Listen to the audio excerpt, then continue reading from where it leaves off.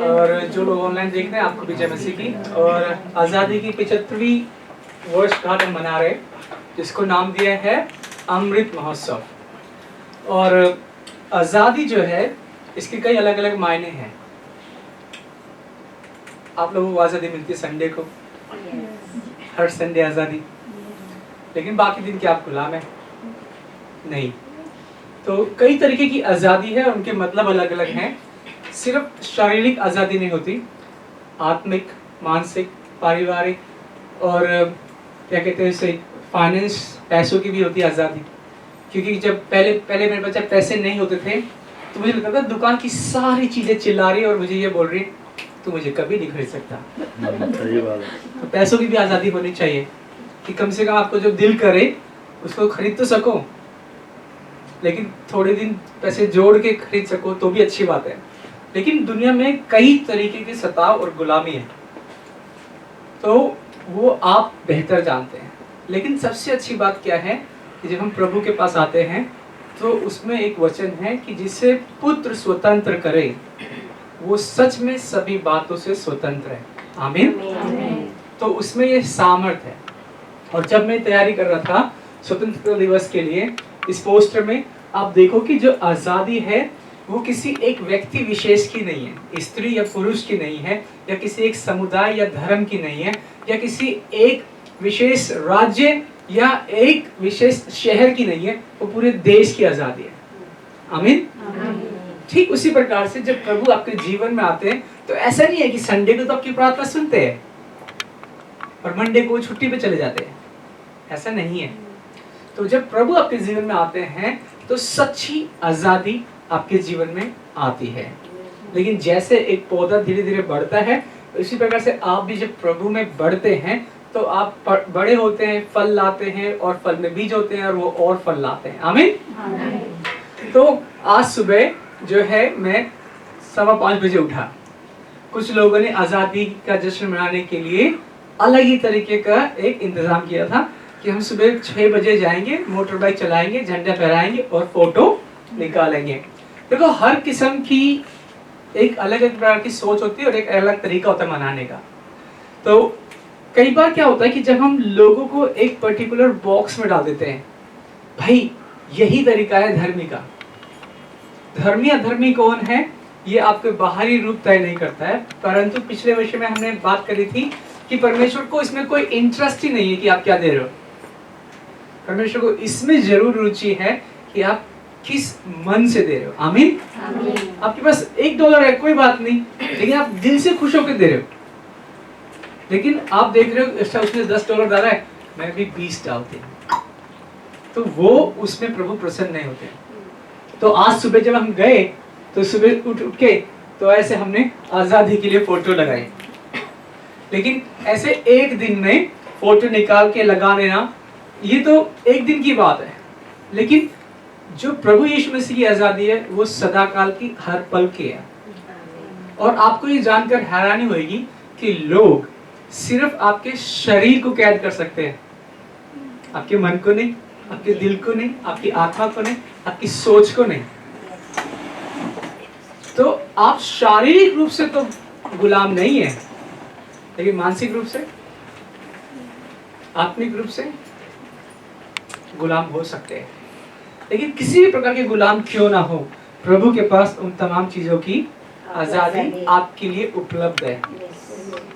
ठीक है। लेन देन का एक मुख्य मूल मंत्र होता है, वो ये कि मैं आपको ये रिमोट कंट्रोल देना चाहता हूँ, लेकिन आप हाथ आगे बढ़ाएंगे नहीं, लेंगे कैसे?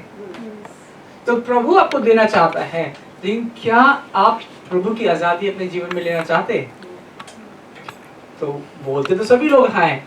तो प्रभु जब देता है आजादी, तो मैंने एक पोस्टर देखा था कि एक माँ बेटी प्रार्थना करते हैं रात को सोने से पहले कि प्रभु यीशु मसीह, हम शैतान की चालों को, शैतान को बांधते हैं और आपके नाम से हमारे जीवन और परिवार में आशीष आने पाए, और आज हमें मीठी नींद दे, यीशु मसीह के नाम से आमीन।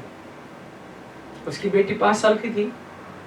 अगले दिन रात को उसकी मम्मी फिर प्रार्थना करती है, वो बेटी आँख खोलती है, कहती मम्मी प्रार्थना बाद में करी थी, पहले ये बताओ कल तो आपने शैतान को बांधा था, उसको खोला किसने?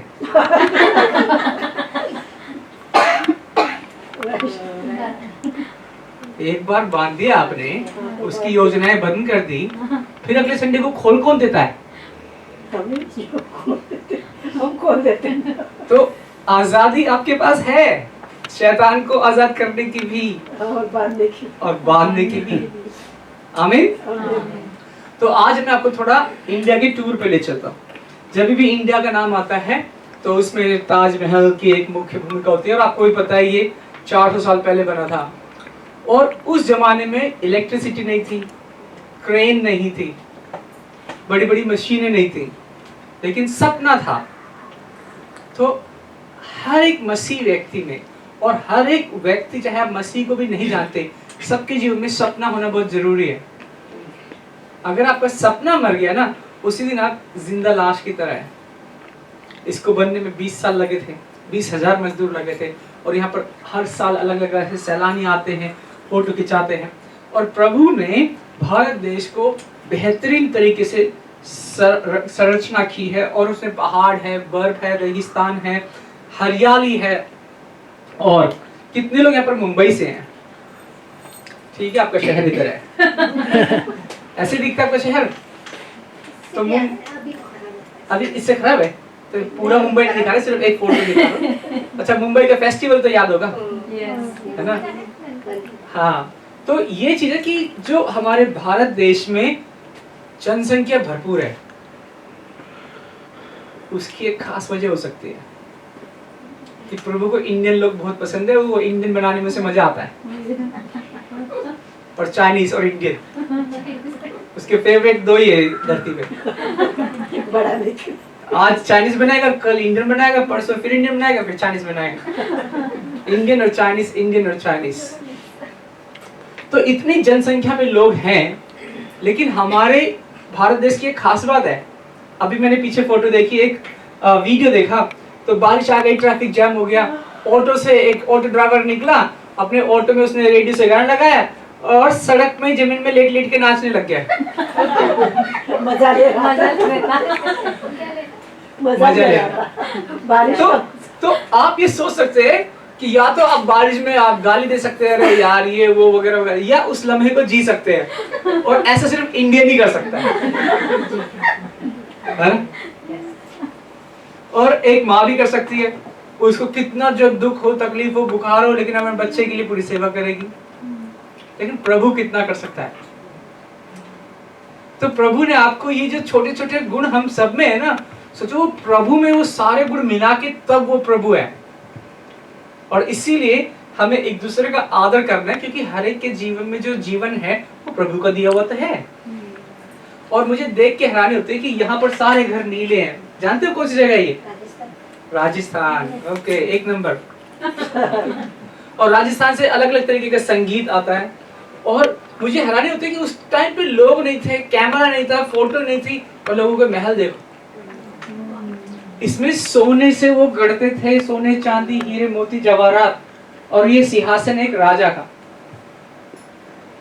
मुझे तो समझ में नहीं आता कि अगर ये लोगों ने अपनी कल्पना से एक राजा के लिए सिंहासन बनाया है, प्रभु के जो वचन में लिखा है कि वहां पर सड़कें भी सोने की है, तो ये सिर्फ उसकी झलक की छोटी सी झलक है, वो भी असलियत नहीं है। और जबकि आपने एक वचन पढ़ा ना, यशायाह 40 के 8 से, तो मैं भी जो है ना वही पढ़ रहा था। और आज मुझे सुबह पूछा किसी ने कि आप अपने जीवन को कैसे देखते हो, तो मेरे दिमाग में मैंने ड्रॉ करने लगा, तो सिर्फ क्या है, घास। और आपने जो पढ़ा 8 आयत पढ़ा ना, 7 में क्या लिखा है पता है?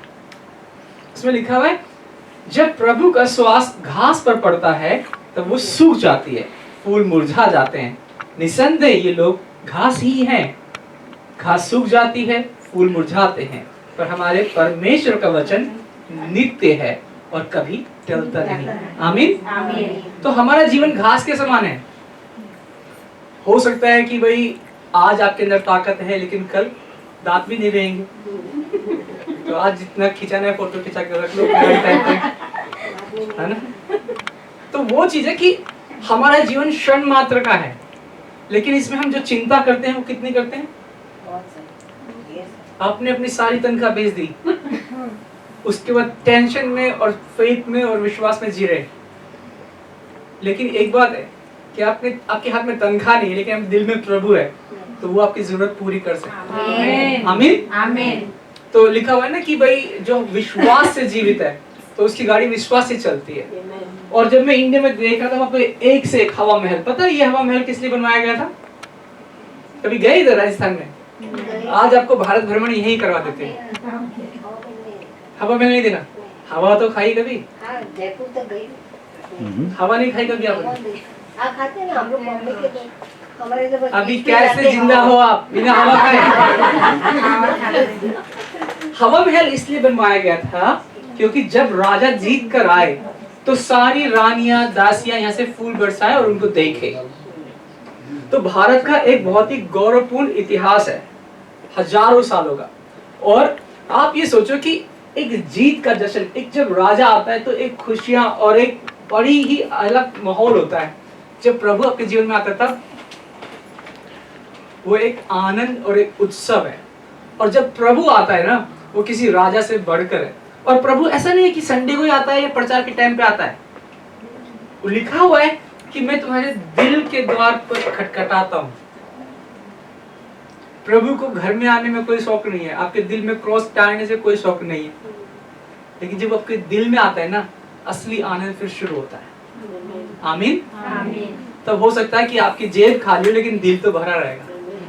आमीन। हमारा हिंदुस्तान इतना ज्यादा महान है ना कि आपको जानकर हैरान होगी कि 27% बच्चों को पर्याप्त मात्रा में भोजन नहीं मिलता है। 27% बच्चे, तो मतलब उनको पूरा भोजन ही नहीं। लेकिन हमारे भारत देश में जो है इतना ज्यादा विश्वास है कि आप चूहों को भी दूध पिला सकते हैं। मंदिर है उनके लिए, तो यहाँ पर चूहों को भी दूध पिलाते हैं। मगर मुझे ऐसा लगता है कि ये एक अच्छी भावना है कि वो सबके भला सोचते हैं सिवाय अपने पड़ोसी का ना। अगर पड़ोसी ने आपके घर के आगे कार पार्क कर दिया, स्कूटर पार्क कर दिया, तो दो ही ऑप्शन है, या तो उसको बोलो हटाए या फिर अपनी गाड़ी खरीद के रखो ताकि वो उधर न लगाए।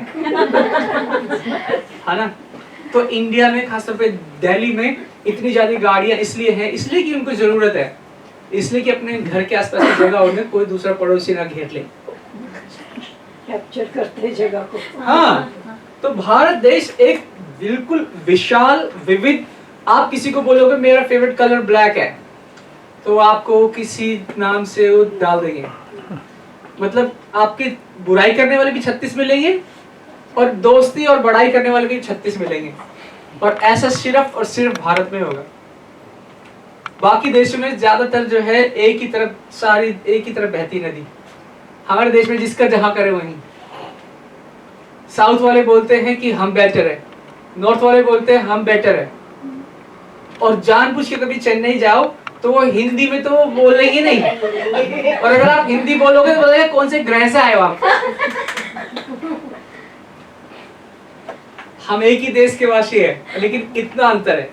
लेकिन एक चीज है कि खुशियां हम में भरपूर है, चाहे ट्रेन में जगह हो ना हो लग के जाएंगे, लेकिन खुशी नहीं हमारी कम होगी, जोश भी कम नहीं होगा।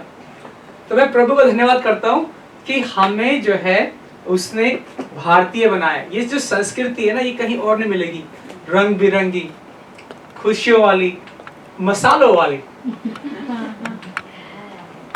तो इतने मसाले होते हैं हमारे देश में कि जैसे ही जब इंडियन लोग बनाते हैं खाना और जब मेरे चाइनीज लोग खाते हैं ना, उनके ये होठ ना पहले लाल होते हैं, फिर भूरे होते हैं, फिर काले हो जाते हैं। इतना जलन होती है।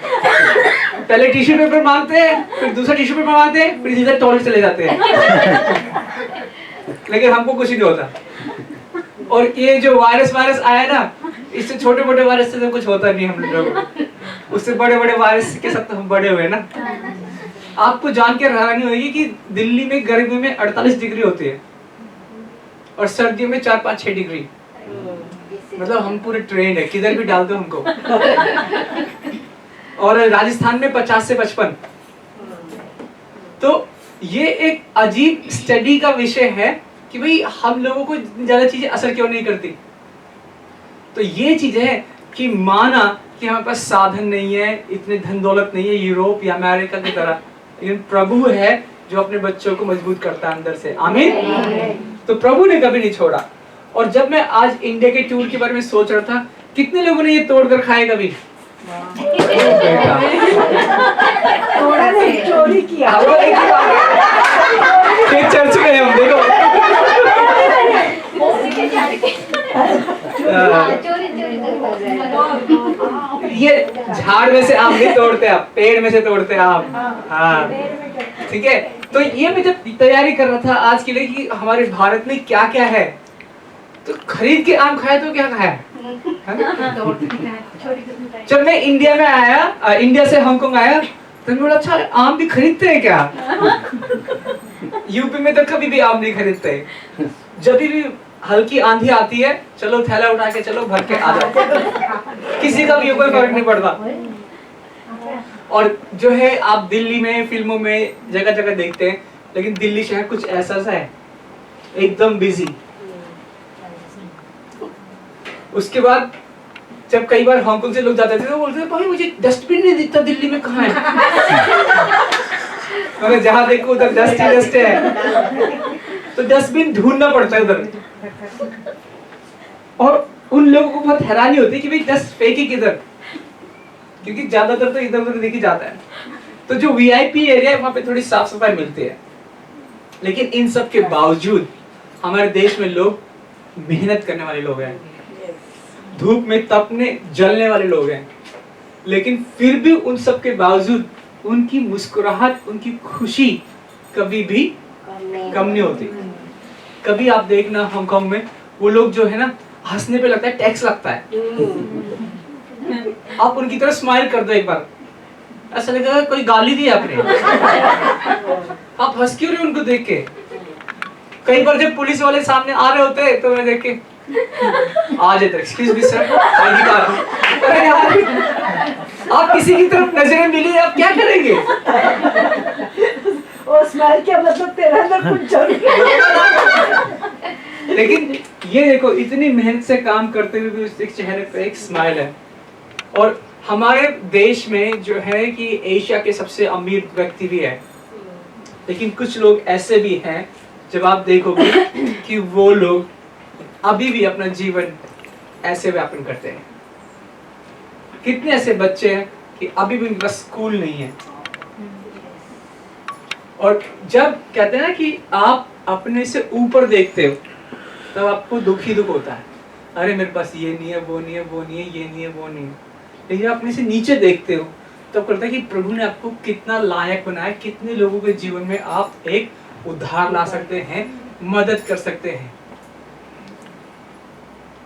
यहाँ पर एक बार जो डिनर खाओ तो 400-500, अगर अच्छा बोल रहा हूँ मैं, 400-500 डॉलर लग जाएंगे आराम से, ठीक है? उतने में 1 महीने का राशन हो जाएगा इंडिया में। तो अगर आपको प्रभु ने इस लेवल पर रखा है तो किसी के लिए कुछ भी नहीं कर सकते आप। तो अगर कोई भी जो रिश्तेदार है, पड़ोसी है, जो ही जानकार है, जिसके विषय में आपके पास प्रभु देता है कि ये बेचारा मेरा बच्चा है, इसके लिए तो कुछ कर सकता है या कर सकती है, प्रार्थना करो, नंबर 1। नंबर 2, उसको पूछ लो कभी फोन करके, वीडियो कॉल, व्हाट्सएप कॉल, आज मेरे दिल में ख्याल आया, आप कैसे है? वो फोन कर देंगे ना, वो भी काफी है। मैंने अभी अपने एक दोस्त को फोन किया और मेरे ख्याल से 4 साल बाद, और वो बीमार, तो उसको फोन किया, उसको इतना अच्छा लगा। तो आप ये कर सकते हैं। उसके बाद आप अगर यहाँ से $100 भी किसी को भेजोगे तो 1000 रुपए हो जाएंगे इंडिया में, ठीक है? तो किसी को आपने अगर कुछ खरीद के दे दिया, आपका कुछ नहीं जाएगा, लेकिन यही है कि आपने प्रभु का प्रेम दूसरों तक पहुंचाया। इंडिया में बहुत सारे लोग बोलते हैं कि पैसे लेके क्रिश्चियन बनाते हैं। मैंने बोला भाई तो मुझे 1 लाख दे दो, जो बनाना बना दो, मुसलमान बना दो, पंजाबी बना दो, हिंदू बना दो, क्रिश्चियन बना दो। ऐसा कोई नहीं करता, पैसे लेके कोई किसी को कुछ नहीं बनाता। लेकिन जब किसी के लिए आप प्रेम देते हैं, मदद करते हैं, तो उसमें धर्म नहीं देखते। और प्रभु यीशु मसीह वो धर्म नहीं है, वो प्रेम है। क्योंकि धर्म में क्या होता है, धर्मी अधर्मी, दो ही गुण है उसके, या तो आप इधर या उधर। लेकिन प्रभु यीशु में क्या है, या तो आपने पश्चाताप किया और क्षमा पाई है, या अभी पश्चाताप करना बाकी है। लेकिन परमेश्वर का अनुग्रह काफी है। तो इसीलिए कई लोगों ने अभी प्रभु भोज नहीं लिया, क्योंकि उन्होंने अभी पश्चाताप नहीं किया। क्योंकि प्रसाद में और प्रभु भोज में यही अंतर होता है कि मैं पश्चाताप कर रहा हूँ और मैं प्रभु में आगे चलने सीखने की कोशिश करूंगा। एक दिन में तो कोई सिद्ध नहीं हो जाता। तो अगर आपके पास कुछ भी किसी के लिए देने के लिए है, आप जरूर दीजिए। क्योंकि जैसे बोल रहे थे कि अगर आज आपका जीवन खत्म हो जाता है, तब आपके कपड़े, आपकी फेवरेट घड़ी, जो भी कुछ छुपा के अलमारी में रखा है आपने, तो सब खत्म। जीवन एक घास के समान है। तो कोशिश कीजिए कि बच्चे स्कूल जा पाए, या किसी स्कूल को देखा है आपने, या जो बहुत करीब है, जहाँ पे जिस स्कूल में आप पढ़े हो, उस टीचर को ढूंढ के या बच्चों को ढूंढ के एक बार फोन करो, कुछ तो करो। मसीह के बच्चों की और आम लोगों के बच्चों की क्या पहचान, कि मसीह के बच्चे सिर्फ अपने लिए नहीं जीते, वो मसीह के बच्चे हैं, वो दूसरों के लिए भी जीते हैं। यही एक अंतर है। एक फिल्म में डायलॉग है दिल्ली 6 में, पेट भरने के लिए तो कुत्ते भी खाते हैं, हम तो दिल जोड़ने के लिए खाते हैं। वो एक डायलॉग है उसमें। तो हम सिर्फ अपना ही पेट भरते हैं, तो हम में और बाकी लोग में क्या अंतर। तो कोशिश करें कि दूसरों तक लाएं। और हमारे देश में अभी हम प्रार्थना कर रहे थे कि एक अंधविश्वास है। कितने लोग हैं जिन्होंने अपना घर छोड़ दिया है, और उनको बोलते हैं बैरागी, सन्यासी या योगी। तो वो लोग अपना घर छोड़कर, त्याग कर वो घाटों पे रहते हैं, और वहीं पे खाते पीते सोते हैं, बाबा बन जाते हैं। लेकिन ये जो हिंदू शास्त्र कोई पढ़ेगा ना, वो भी इसके विषय में नहीं कहता। और यीशु मसीह के पास भी एक व्यक्ति आया था, वो कहता है मैं सब कुछ छोड़ दिया यीशु मसीह, मैं आपके पीछे होना चाहता हूँ। कहता है तू जा अपने घर की सेवा कर। यीशु ने इसको चंगा किया था, और वो यीशु मसीह के पीछे चलना चाहता था कि मैं तेरा सेवक बन के रहूंगा। कहता है ऐसे सेवक नहीं चाहिए। लेकिन इंडिया में ऐसे सेवक बहुत है, वो बेचारे भटक गए। आप उनके लिए भी प्रार्थना कर सकते हैं। लेकिन कुछ लोग हैं, वो जाके ऐसे बात करेंगे, तुम तो शैतान की पूजा करते हो, तुम तो नरक में जाओगे। ऐसे कोई आपको बोलेगा, आपको अच्छा लगेगा? आप उसकी बात सुनोगे? जो भटका हुआ है उसके लिए आप प्रार्थना करें। आमीन। और बहुत सारे लोग ये सोचते हैं कि वो अपने आप में मेडिटेशन करके शांति पा लेंगे। अभी आप YouTube में सर्च करो, how to come out of depression, how to come out of overthinking. ये बहुत वर्ड पॉपुलर है। मेडिटेशन करो, मेडिटेशन करो, मेडिटेशन करो। भाई मेडिटेशन क्या करो? आपके दिमाग में जो सोच चल रही हो कैसे जाएगी? उसकी सिर्फ एक और एक ही काट है कि जब प्रभु आपके जीवन में आते हैं, क्योंकि जो कोई आपसे बलवान है उसको तो आप हरा नहीं सकते, लेकिन प्रभु से बलवान कोई नहीं। जब आप प्रभु की भलाइयों को अपने जीवन में गिनना शुरू करते हैं ना, तब जो है आप किसी भी प्रकार की सोच के सामने खड़े हो सकते हैं। आपको जानकर हैरानी होगी कि एक आम दिन में आपको लगभग 50,000 विचार आते हैं। 50,000 विचार में कैसे? उसमें से 2-4 तो मैं यही बता दूं, और विजय की जैकेट तो अच्छी लग रही है। ऐसे तो मेरे भाई के पास भी है, मेरा कलर तो नीला है। ऐसे बहुत सारे विचार आते हैं। 50,000 विचार, क्या आप इनसे लड़ सकते हैं? जब निराशा का विचार भी ऐसे ही आता है, और एक के बाद एक, एक के बाद एक, एक के बाद एक। तो यदि प्रभु आपके जीवन में नहीं है, मैं बता दूं आपको कि आप स्वयं से मेडिटेशन करके तो उन विचारों से नहीं लड़ सकते।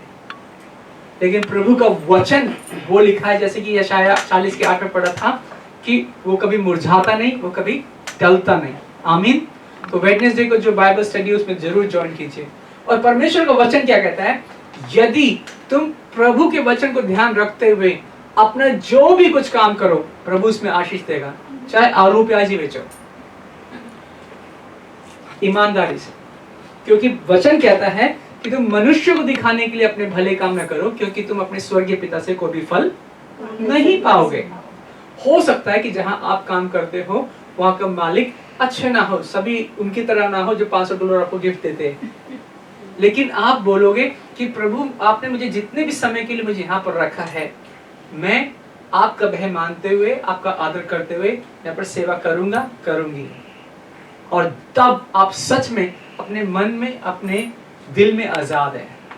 और आजादी के लिए लोगों ने कीमत चुकाई है, जान भी दी है, यीशु मसीह ने भी जान दी है। तो आज जबकि हम 75वीं वर्षगांठ मना रहे, तो याद रखिए कि इस आजादी की एक कीमत है।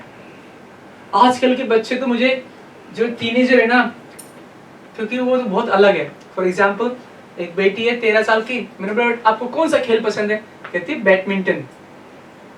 तो मैंने बैडमिंटन कोर्ट बुक करा, मैंने कहा चलो खेलने, कहती आई डोंट वांट टू। तो मुझे यकीन ही नहीं है कि अगर मेरी मम्मी ने मुझे कुछ बोला है तो मैं बोलूंगा, जैसे मम्मी ने बोला ये करने के लिए, मैं नहीं कर रहा। हमें बहाना लगाना पड़ता था कि पेट में दर्द हो रहा है या कुछ नहीं है। अभी आजकल के बच्चों को आजादी और सीधा बोलते हैं आई डोंट वांट टू। तो ये एक अलग किस्म पे जा रही आजादी। अगर आप आजादी का पैमाना समझोगे, आजादी एक सीमा के अंदर आपको जो करना है कर लो, सीमा से बाहर जाओगे तो थोड़ी परमिशन लेनी पड़ेगी। तो आजादी आजकल लोगों ने कैसे इस्तेमाल करना शुरू कर दिया है, अपने मुंह को इतनी आजादी दे दी है कि वो सोचते नहीं कि मैं क्या बोल रही हूं। तो सोचना है। तो ये था आपका भारत भ्रमण 15 अगस्त के लिए। आपने देखा होगा और ये पिक्चर्स आपको कुछ भारत की याद दिलाई होगी। लेकिन भारत का झंडा ये जो लगा हुआ इधर, इसकी भी एक कहानी है। ये एक ही दिन में नहीं बना ये झंडा।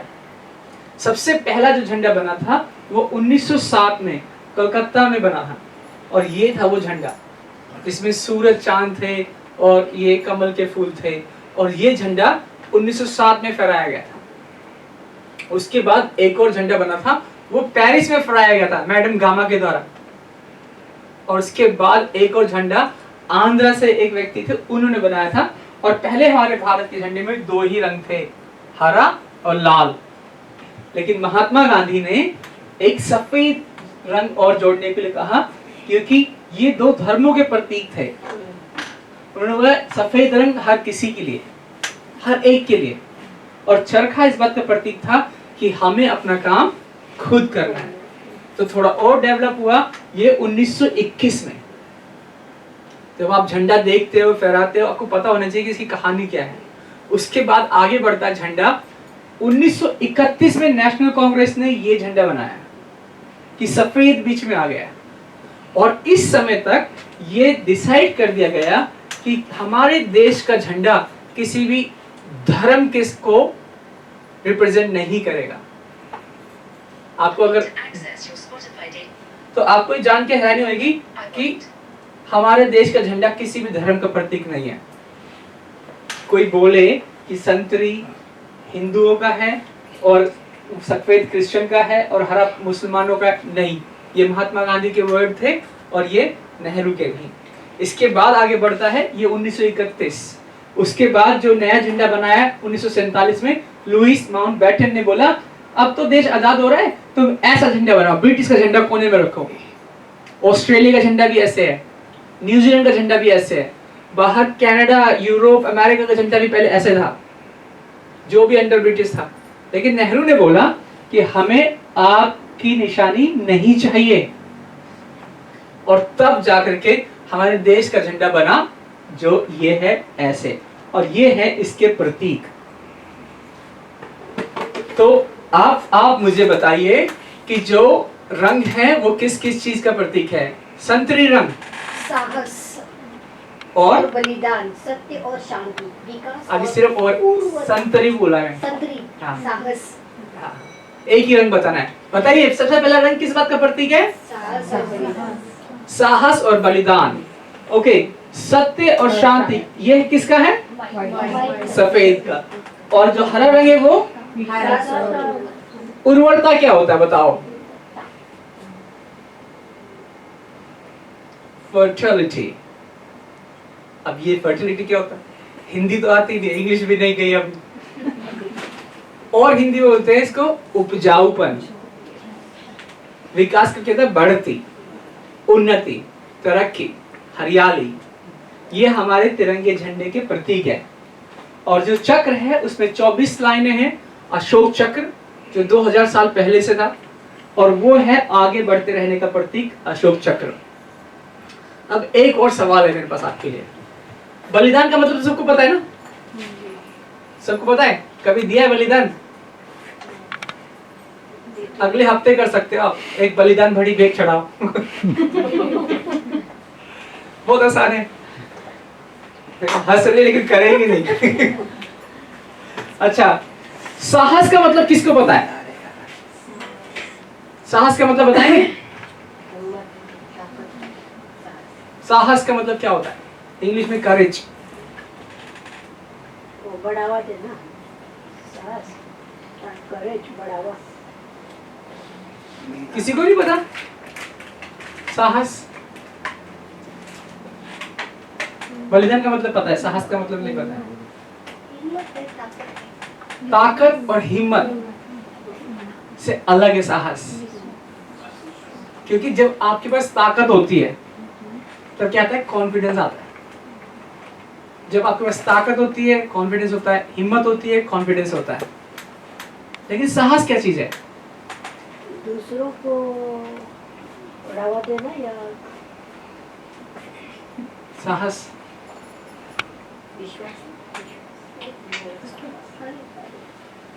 साहस वो चीज है कि एक बार और पूछ रहा हूं, आपको पता है भाई साहस? सांस लेना। ये पंजाबी है पक्का। साहस लेना। मास्टर साहब, बीवी का मां सास। ये बीवी का मां सास। आप बताइए साहस का मतलब क्या हो सकता है? साहस ब्रिट ना। ये साहस, ये साहस। और बलिदान का प्रतीक है आपका केसरिया रंग। साहस क्या होता है आज आप सीखेंगे। देखिए कि जैसे कि आप हैं, ठीक है, और आपने मुझे देखा कि मैं मेट्रो में हूँ, MTR में हूँ, और इनके पर्स में से पैसे या फोन चुरा रहा हूँ, ठीक है, और आपको पता है कि ये व्यक्ति तो बलवान है, चोर तो छोड़ो बलवान है। अगर मैंने इसको बोला तो हो सकता है मुझे भी धक्का दे दे और अटैक कर दे। आप कमजोर हो लेकिन फिर भी किसी अन्याय को देख के जब आवाज उठाते हो तो उसके लिए साहस की जरूरत होती है। और इसमें आपको पता है कि आप शायद जीतोगे भी नहीं और बचोगे भी नहीं। It means you are brave, something like that. Brave तो फिर भी ताकत के जैसा ही है। साहस वो जो वर्ड है ना, करेज, ये अलग ही वर्ड है। इसमें आपको ताकत नहीं चाहिए, इसमें आपको सत्य के साथ खड़े होने की कोशिश करनी है। हिम्मत तो बहुत आगे की चीज है, तो साहस हर किसी में नहीं होता। क्या कहते हैं, उसके घर में आग लगी ना, मेरे घर में थोड़ी ना कुछ हुआ है। तो एक जोक है, तो एक बंदा बोलता है कि भाई साहब उधर आग लग गई है, तो उसको बोलता है तेनू की। कहता है भाई साहब आग को ऐसे क्यों बोल रहे हो? कहता है भाई साहब आपके घर में आग लगी है। फिर बोलता है तेनू की, तुझे क्या? साहस वो चीज है कि आप कभी भी कहीं भी अन्याय को देखते हैं तो उसके लिए आवाज उठानी है, लेकिन सोच समझकर, ठीक है। कई बार ऐसा होता है कि लोग फालतू में हीरो बनने लग जाते हैं। तो साहस का प्रतीक है हमारे देश का ये झंडा।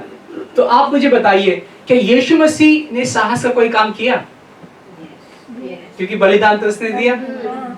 साहस का क्या काम किया बताइए? हमारे लिए क्रूस पे चढ़े, वचन सुने, सुसमाचार सुने। यीशु मसीह ने उसकी इसमें सुसमाचार सुनाने में क्या साहस चाहिए आपको? इतने बड़े लोगों में उसके पीछे पड़ते थे मारने के लिए, पर फिर भी उसके बोला। साहस ये चीज है कि उसने अकेले शुरू किया, ठीक है, और उसके सामने जो खड़े थे विद्वान, ऑफिसर्स, धर्म गुरु। लेकिन साहस क्या है? क्योंकि यीशु मसीह किसी धर्म का प्रचार नहीं करता है, वो कहता है मार्ग, सत्य और जीवन का प्रचार करता है। आमीन। तो आप में साहस है? आप अगर धर्म का प्रचार करेंगे तो पिटाई खाएंगे, लेकिन सत्य और जीवन का प्रचार करेंगे तो सच में आप परमेश्वर के राज्य का प्रचार करेंगे। आमीन। तो ये जब मैं देख रहा था तो मैंने देखा कि यीशु मसीह ने इन सबको पूरा किया है। यीशु ने साहस दिखाया, लेकिन उसके लिए उसने अपने प्राण भी गंवाए। तो लोग चाहते तो हैं, कहते तो हैं कि हम साहसी बनना चाहते हैं, लेकिन मुझ पे कोई आंच ना आए, मेरा नाम कोई बुरा ना करे। जब कोई आपको किसी की बुराई करता है, वो तो ऐसी है, हाँ वो तो ऐसी है, उससे आप साहस दिखाते हैं? एक काम कर, उसको फोन करके बुलाते, उसके सामने बोल, ये साहस दिखाना आपको।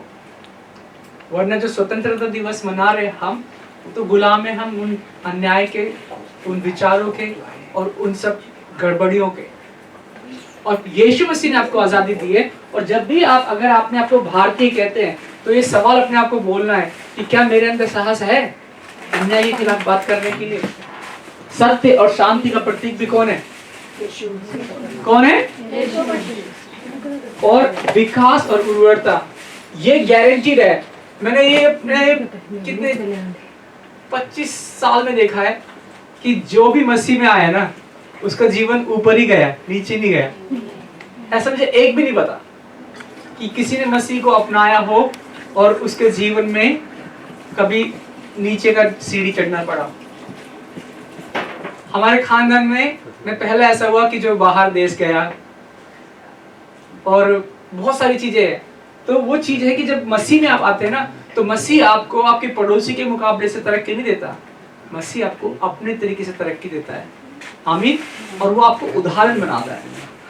तो जबकि आज आपने सीख लिया कि साहस और बलिदान, सत्य और शांति, विकास और उर्वरता, आगे बढ़ते रहने का प्रतीक है अशोक चक्र, ये है हमारा झंडा। और अगर इन सब को मिला दो, ये सारी झलकियां एक झंडे के अलावा एक व्यक्ति में दिखती है, उस व्यक्ति का नाम क्या है? आमीन। और यीशु मसीह ये कहते हैं कि, इसे साथ में पढ़ेंगे जरा मिलके हम लोग। ये लोग मुझसे मेरा आदर करते हैं, परंतु हृदय मुझसे ये मेरे पासे की उपासना करते हैं, क्योंकि ये मनुष्य के बनाए हुए नियमों को ऐसे सिखाते हैं मानो वे धर्म सिद्धांत हो।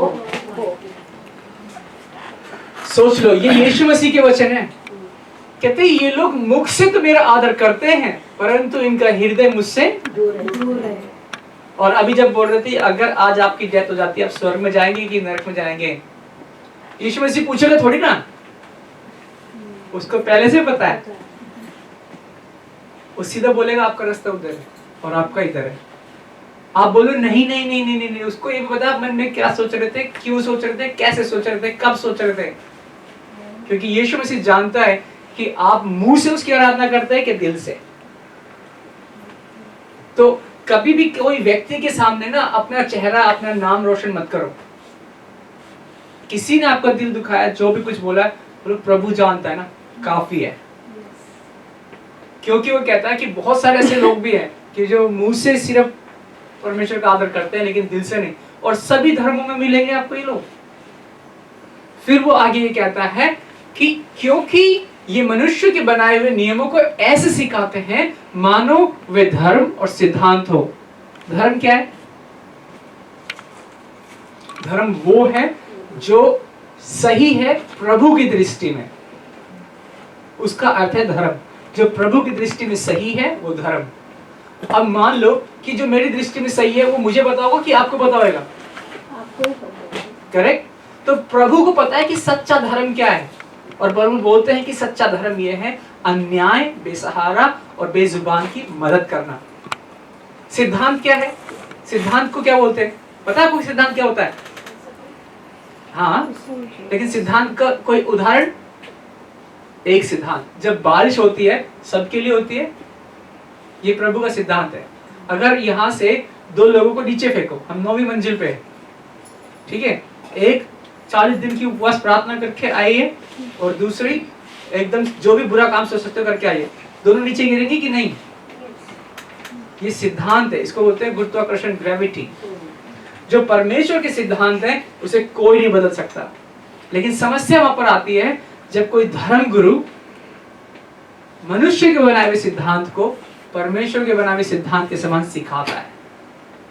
तो आगे जब तुमको पढ़ोगे तो खुद भी गड्ढे में जाएगा और जो सुनेगा वो भी। तो आपको यही तो खास बात है मसीहत की, कि आपको गुरुओं के पीछे भागना ही नहीं है। प्रभु कहता है आप मेरी सुनो, मैं तुम्हारे साथ हूँ। और वो क्या कहता है? यीशु ने उनसे कहा, मैं तुमसे सच सच कहता हूँ, जो पाप करता है वह पाप का गुलाम है, और गुलाम सदा घर में नहीं रहता, पुत्र सदा रहता है। इसलिए यदि पुत्र तुम्हें स्वतंत्र करे तो तुम सचमुच स्वतंत्र हो जाओगे। यूहन्ना 8 अध्याय उसकी 34, 35 और 36वीं आयत में इस प्रकार से लिखा है। तो परमेश्वर चाहता है कि वो आपको आजाद करे, लेकिन अगर आप पाप कर रहे हैं, खुद ही से कर रहे हैं, जानबूझ कर रहे हैं, तो कैसे आजादी मिल सकती है आपको? आप हर साल आजादी मनाइए, आपको ये जानकर हैरानी होगी कि कितने लोग आत्महत्या करते हैं हर साल। वो अपने विचारों से आजाद नहीं हो पाते, अपनी समस्याओं से आजाद नहीं हो पाते। और यीशु मसीह कहता है कि जिसे प्रभु का वचन आजाद करता है वो सच में आजाद है। लेकिन परमेश्वर ने सबको आजादी दी है, लेकिन क्या आप पाप के गुलाम हैं? और वो आप जानते हैं, मैं उस पर दोष लगाने वाला कोई भी नहीं हूं। मैं सिर्फ अपने पाप और पुण्य का हकदार हूं। अगर मैं आपको बोलूं आप ये पाप कर रहे हैं, आप ये पाप कर रहे हैं, आप ये पाप कर रहे हैं, आप ये पाप कर रहे हैं, तो ऐसा व्यक्ति कोई मिले आपको तो बोले भैया thank you, bye, God bless you, मुझे पता है मैं क्या पाप कर रही हूँ। लेकिन वो तभी बोल सकते हैं जब आप प्रभु के सामने एकदम सच्चाई से जीवन जी रहे हैं। वरना कभी चोर अपने आप को चोर नहीं बोलता, पापी अपने आप को पापी नहीं बोलता। और यीशु मसीह इतनी अच्छी बात कहते हैं आगे, कहते हैं कि हे सब थके मांदे और बोझ से दबे हुए लोगों, मेरे पास आओ, मैं तुम्हें विश्राम दूंगा। मेरा जुआ अपने ऊपर ले लो और मुझसे सीखो, क्योंकि मैं स्वभाव से नर्म और विनीत हूँ। इस तरह तुम अपनी आत्मा में शांति पाओगे, क्योंकि मेरा जुआ सहज और मेरा बोझ हल्का है। आप में से कितनों को पता है कि जुआ क्या होता है? जुआ क्या होता है? ये खेलने वाला नहीं है, बर्डन। जुआ क्या होता है? बोझ ना। अब क्या होता है कि हम लोग तो सुपरमार्केट में जाते हैं, हमको क्या पता होगा जुआ? जुआ बोझ नहीं है। ये जो किसान है ना, बोझ ये है, गन्ने की फसल कटी है, इसको बोलते हैं बोझ, ठीक है। लेकिन जो बैलों के ऊपर, दोनों कंधों के ऊपर यहाँ पे जो जोड़ता है इसको, उस एक लकड़ी के हिस्से को कहते हैं जुआ, ठीक है। बोझ इधर होता है, जुआ ये कंधे पे, ये जुआ है। ये लकड़ी है ना जो दोनों जुड़ी है, ये जुआ है। ये जो लकड़ी है ये जुआ है, ये बोझ है। तो उस लकड़ी को पीछे जो चलाते हैं उसको हल बोलते हैं, जिससे जोतते हैं, और जिसको रखते हैं उसका नाम ही अजीब है, उसको जुआ बोलते हैं।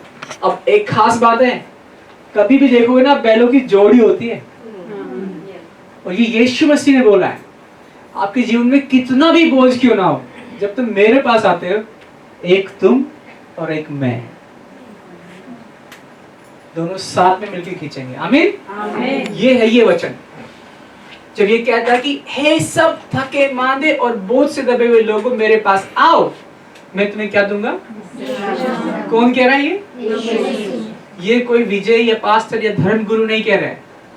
जब आप यीशु मसीह के पास आते हैं तब आप विश्राम पाते हैं।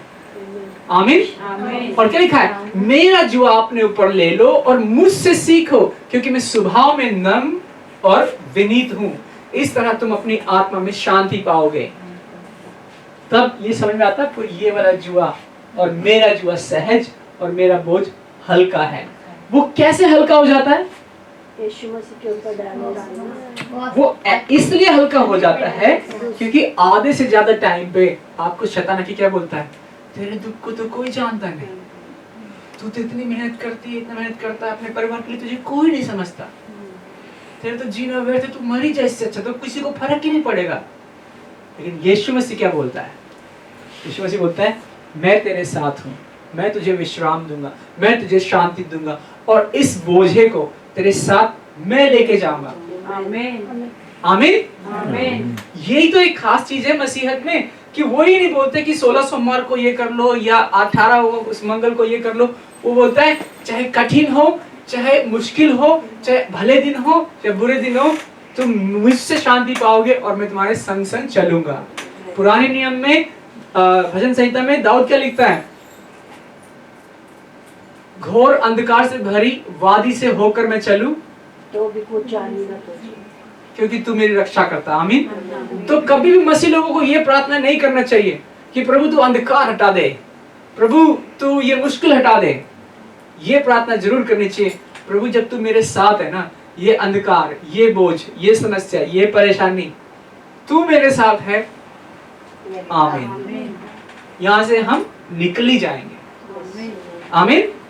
और जब आप प्रभु को अपने साथ ऐसे पाते हो ना, आप जानोगे कि ये जो जुआ रखते हैं ना, तो हमेशा कभी आपने किसानी में देखा होगा, तो वो जो एक बैल होता है ना, उसकी कीमत होती है आज की डेट में तो 40 से 60 हजार है। लेकिन आजकल ट्रैक्टर बहुत पॉपुलर हो गए क्योंकि बैल को खिलाना देना पड़ता है। लेकिन वो क्या करते थे, जो एक बैल खरीदते थे वो 4000 का, और जो दूसरा बैल खरीदते थे वो 15000 का। बताओ क्यों ऐसा करते थे किसान लोग? क्या होता था, जो 4000 का जो बैल होता था ना, वो बढ़ रहा होता था, मैच्योर नहीं होता था। लेकिन जो 15000 वाला होता था ना, वो हिस्ट पुस्ट और मैच्योर होता था। तो राइट हैंड साइड पे वो 15000 वाला रखते हैं और लेफ्ट हैंड साइड पे वो 4-5 हजार वाला रखते हैं। लेकिन वो उसके साथ रहते रहते सीख जाता है और ऐसे किसान पैसे भी बचा लेता है। तो ये जान लो, जब वो गाना गाते हैं ना हम, कि कहे कमजोर में बलवान, कहे निर्धन में धनवान, हाँ हम कमजोर हैं, हाँ हम निर्बल हैं, लेकिन हमारा प्रभु कमजोर और निर्बल नहीं है। आमीन। और उसके बाद ये कहता है कि आप लोग धन का लालच ना करें, जो आपके पास है उसमें संतुष्ट रहें, क्योंकि परमेश्वर ने स्वयं कहा है। क्या कहा है? साथ पढ़ेंगे। मैं तुझको नहीं छोड़ूंगा, मैं तुझको कभी नहीं त्यागूंगा। इसलिए हम विश्वस्त होकर ये कह सकते हैं कि प्रभु मेरी सहायता करता है, मैं नहीं डरूंगा, और मनुष्य मेरा जो लिखा वो पढ़ो। इब्रानियों 13:5 और 6। आमीन। क्योंकि प्रभु का वचन नहीं टलता ना, हमारा तो चलता रहता है। तो ये मैं आप लोगों को न्योता देना चाहूंगा कि परमेश्वर की आजादी जो आपके जीवन में है, वो आपके मनों और विचारों में भी आने पाए। और लिखा हुआ है कि ये आखिरी वचन है जो हम पढ़े हैं आज, आप लोग धन का लालच ना करें, जो आपके पास है उसमें संतुष्ट रहें, क्योंकि परमेश्वर ने स्वयं कहा है। क्या कहा है? मैं तुम्हें नहीं छोड़ूंगा। ये आज आप सबके लिए, अगर आपको कभी भी अकेलापन, निराशा ऑनलाइन या कहीं भी देख रहे हैं, ये आप सबके लिए है। क्योंकि हर बार एक नया चैलेंज, एक नया दिन, एक नया महीना जब आता है, घर, परिवार, स्वास्थ्य, अलग अलग चीजें, तो वो तमाम चीजें इस जगत में हैं, वो जरूरी है, लेकिन उन सबसे अधिक बलवान प्रभु यीशु मसीह है। और उसमें वचन में लिखा है कि उसका वचन कभी टलता नहीं है। आज ये न्योता आपके लिए है और ये वचन आपके लिए है। और ये वचन जब कह रहा है कि मैं तुझको नहीं छोड़ूंगा, मैं तुझे नहीं त्यागूंगा, विश्वस्त होकर ये कह सकते हैं कि प्रभु मेरी सहायता करता है। तो ये समय लेंगे हम प्रार्थना करने के लिए। और आपके जीवन में किसी भी विषय की कोई सहायता या कमजोरी या समस्या या बीमारी क्यों ना हो, या विचारों की या मनों की या शारीरिक या आत्मिक किसी भी प्रकार की समस्या क्यों ना हो, आज ये वचन आपके लिए है। क्योंकि जब परमेश्वर का वचन कहता है कि मैं तुम्हें कभी ना छोड़ूंगा, कभी ना त्यागूंगा, उसमें एक शांति, उसमें एक विश्राम, उसमें एक साहस, उसमें एक बल और उसमें एक अद्भुत अनुग्रह परमेश्वर का है जो उसकी सामर्थ्य संग आता है। प्रभु यीशु मसीह, इसी समय हम आपके सम्मुख आते हैं, अपने आप को आपके सामने दीन करते हैं और प्रार्थना करते परमेश्वर कि हम मुख से नहीं परंतु सच्चाई और आत्मा से आपकी स्तुति, आराधना, भक्ति करने वाले बनने पाए। प्रभु यीशु मसीह, हम क्षमा मांगते हैं कि कितनी बार हम भूल जाते हैं कि हमारा विश्वास साधनों में, संसाधनों में, लोगों में और इधर उधर होता है। परंतु परमेश्वर हम जानते हैं कि सब कभी ना कभी फेल हुए हैं, लेकिन प्रभु यीशु मसीह आप ही हैं जो कभी फेल नहीं होते। यीशु मसीह से हम आपके समीप आते हैं, मुझे ग्रहण करें। और परमेश्वर मैं आज पश्चाताप करता हूँ उन तमाम बुराइयों के लिए जो आपको पसंद नहीं है। परमेश्वर आज मैं अपना हाथ आपकी ओर बढ़ाता हूँ और होने दे परमेश्वर, आज आप मेरे हाथ को थामें, आज आप मेरे दिल को सुदृढ़ करें, आज आप मेरे विचारों को नया करें, आज मेरी आत्मा को आप नया बनाएं, ताकि परमेश्वर मैं आपके इस नएपन में, आपकी इस आजादी में, आपके इस विश्राम में, आपकी इस शांति में आजादी, प्रेम और अनुग्रह से जी पाऊं। और आपकी आशीष जो आपने मेरे जीवन में उंडेली है, उसे अपने परिवार और अपने बहुत सारे लोगों के जीवन में लाने पाऊं। प्रभु यीशु मसीह के नाम से इस प्रार्थना को करते हैं, जैसे सुने और ग्रहण करें। आमीन। आमीन। सब लोग